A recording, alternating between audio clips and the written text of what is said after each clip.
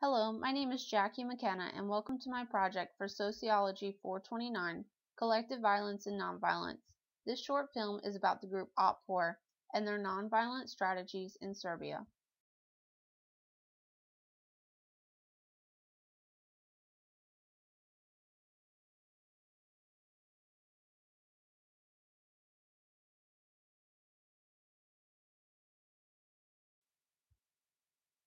What is Otpor and why were their actions important?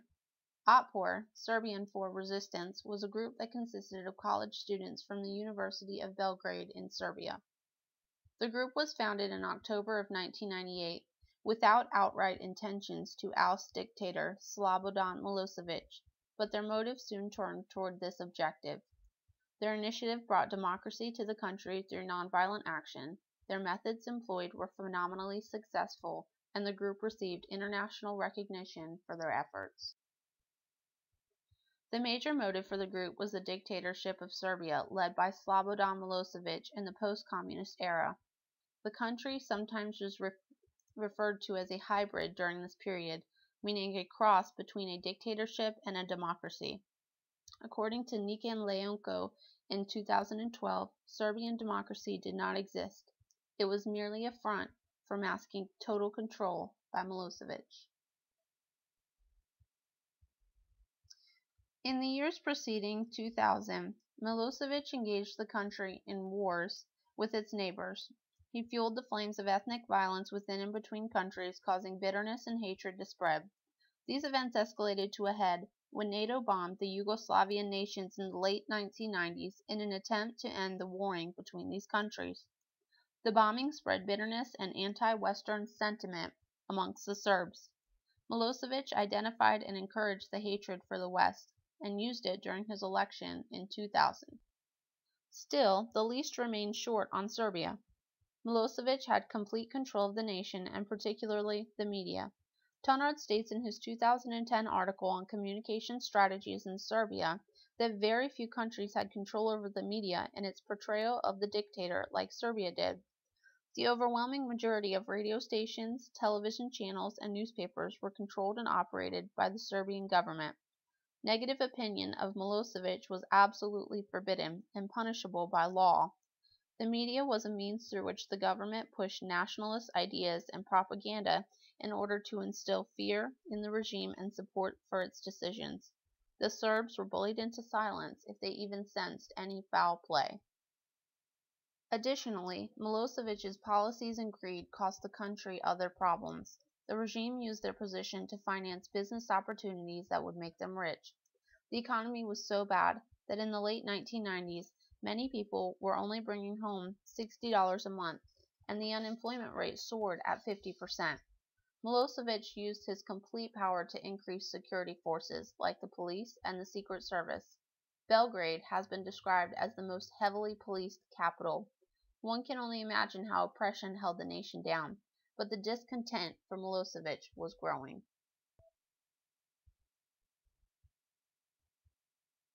Otpor's original members were veteran protesters from the previous election in 1996. Armed with the knowledge of nonviolent action and experience of persistent nonviolent demonstration, the group's discontent helped them unite for three goals: for Serbia to have free and fair elections, freedom in the media, and independent universities. This meant ousting Milosevic in the upcoming election provided them an opportunity to obtain these goals. Though the group only consisted of a handful of university students, they strategized to include other people. Only 4 universities in the nation dispersed into smaller towns to recruit members. Otpor's posters and flyers included the iconic clenched fist, a parody of the bloody fist of Milosevic's regime. The group marketed to the Serbian youth and were successful. Estimates are that 70% of the members were under 25. Otpor used elements like humor, music, and enthusiasm to spread their message. Otpor used its icon to brand posters, flyers, t-shirts, and signs, which were used to spread the group's message. Commercials and skits were aimed at using humor to poke at the regime. This commercial depicts a woman who has a stain of Milosevic's face on a white shirt. She says, I've been trying to get rid of this stain for 10 years, and pops the shirt into the washer, pressing a button with the Otpor clenched fist. The shirt comes out clean, a symbol of what Otpor can accomplish. Otpor circulated images of those who were physically assaulted by the regime in order to gain sympathy and support. The group knew their strength was in numbers. Before long, it was clear that the youth vote would outnumber the supporters for Milosevic during the elections. Recruiting was done through the use of images and communication. Otpor engaged in public protests and demonstrations, sometimes calling the group together by text message. They allied with figures like church officials and politicians for support. They engaged in non-cooperation by holding strikes and calling on government forces like the police to upset them. They physically engaged in nonviolent intervention by blocking roads or highways and by gathering the masses of people to occupy physical space, sometimes outside of government buildings. During previous elections, the opposition failed to unite or stay together. In the 2000 election, the Democratic Opposition of Serbia, or DOS, finally came together, consisting of 18 separate groups, to back a single candidate in opposition of Milosevic, Kostunica. Though support for him grew, the Serbs knew that Milosevic would rig the election. Like Martin Luther King Jr. said, privileged groups seldom give up their privilege voluntarily. The untapped youth of Serbia turned out to vote on election day and won. But as expected, Milosevic doesn't accept this decision and calls for a runoff. Alternatively, the DOS refused and called for resistance. This is when Otpor's planning paid off. Nonviolent actions were ready to be taken in the form of strikes, blockades, and mass demonstrations. In the following weeks, Otpor rallied support of its members and elected officials. One particular strike at the Kolubara mines was devastating because it produced half of Serbia's electricity. The mayor of Belgrade called for a general strike. Kostunica even asked the army and police to protect the Serbs rather than just Milosevic. Though the police made an effort to defend, over 500,000 people mobilized and invaded Belgrade to demonstrate their opposition to the election results. The nonviolent movement worked. Milosevic stepped down and Kostunica was announced as the winner of the election and leader of the country. So the question is why? Why did these strategies work?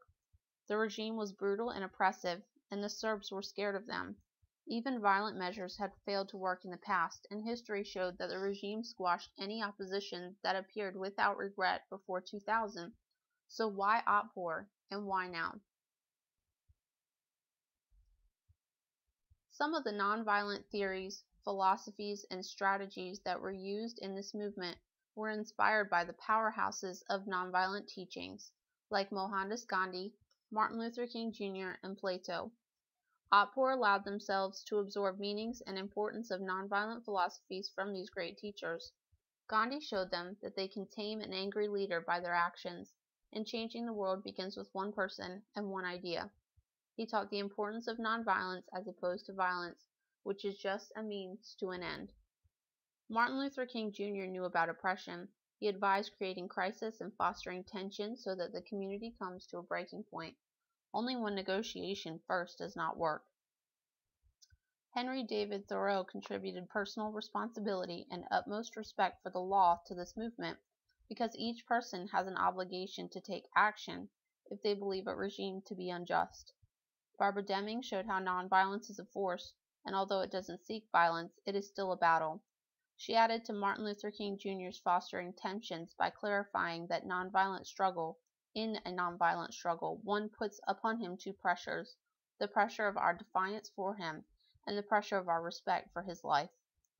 Finally, a person whom we did not study this semester, the writings of Gene Sharp. Otpor completed nonviolent actions directly from his appendix, like economic non-cooperation and symbolic and public acts. Otpor's nonviolent actions also succeeded because they were prepared and strategized well. The movement was steered after obtaining public polling results in order to better understand and relate to the Serbs. For example, Otpor offered different levels of resistance in order to mobilize more people, because not everyone is comfortable with extreme and defiant means of nonviolent action. Their enthusiastic recruiting program enabled them to gain a group of 70,000 strong. The public liked that they did not boast any affiliations with the West. They were fun and youthful, and they did not have one formal leader. Humor was a key element in the movement and a fresh take on nonviolence. Humor united people under the cause and was a defiant way to take action against the regime. When government responded to the humor with violence or over-the-top methods, their efforts immediately became illegitimate in the public's eyes. Humor tested boundaries without being too extreme. It set a positive message and helped dissolve the fear that the regime had installed. The potential for motivation in the Serbian discontent helped Otpor gain so many youths who were idealistic and ready for change. The execution of the nonviolent action, coupled with these factors, produced success. Finally, the resistance created a new brand of revolution. Its youthful vibe, enthusiastic energy, humor, and potential for change caused international attention and inspiration. It circulated the message that while oppression is a serious matter, it shouldn't be taken that seriously. So in conclusion, Otpor's strategies for nonviolent action helped them to succeed in ousting the oppressive dictator Slobodan Milosevic and bringing democracy to Serbia. Their influence by and adherence to nonviolent strategies legitimized their force. Finally, their additional elements like humor and communication strategies brought Otpor to a new level and created a nonviolent brand. Thank you for watching.